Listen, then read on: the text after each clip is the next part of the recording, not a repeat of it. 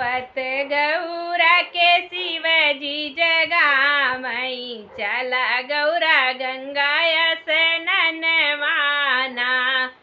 सोवत गौरा के शिवजी जगामई, चला गौरा गंगा स्नानवाना। कैसे के चली शिवजी गंगा स्नानवा, कैसे के चली शिवजी गंगा स्नानवा। मोरी गोदी गणपति ललनवाना, मोरी गोदी गणपति ललनवाना। लालन छोड़ी नहीं जाई बैयंगनवा, मोरी गोदी गणपति ललनवाना। लालन छोड़ी नहीं जैबई आंगनवा, मोरी गोदी गणपति ललनवाना। चंदन खटोलवा पर गणपति सुतावा, मृग छाला दीहा ओढ़ाईना। चंदन खटोलवा पे गणपति सुतावा, मृग छाला दतु ओढ़ाईना। नंदी बैती के गणपतिया गोरी हैं, चला गौरा गंगा स्नानवाना। नंदी बैठी के गणपतिया गोरी हैं, चला गौरा गंगा स्नानवाना। सोवत गौरा के शिवजी जगामई, चला गौरा गंगा स्नानवाना।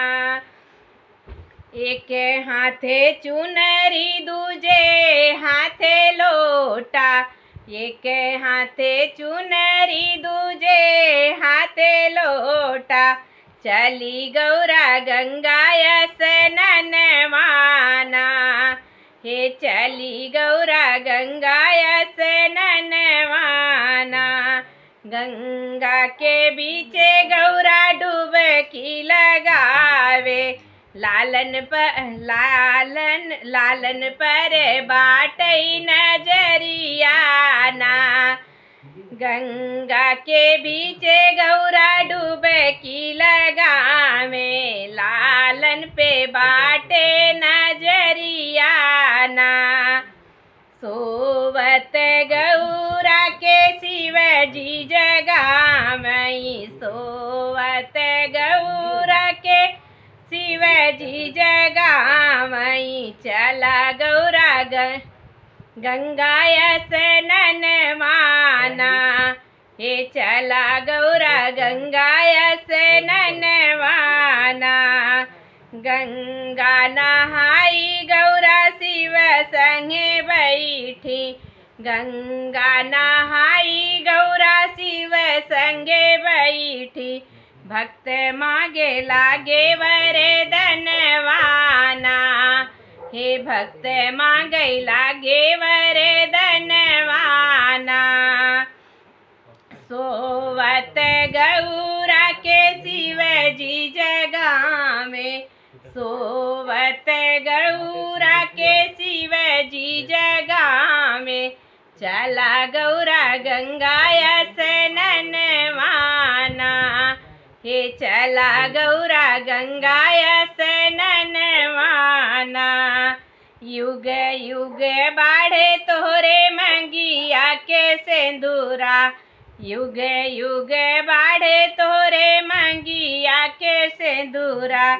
देवे लागी गौराय शिशियाना, हे देवै लागी गौराय शिशियाना।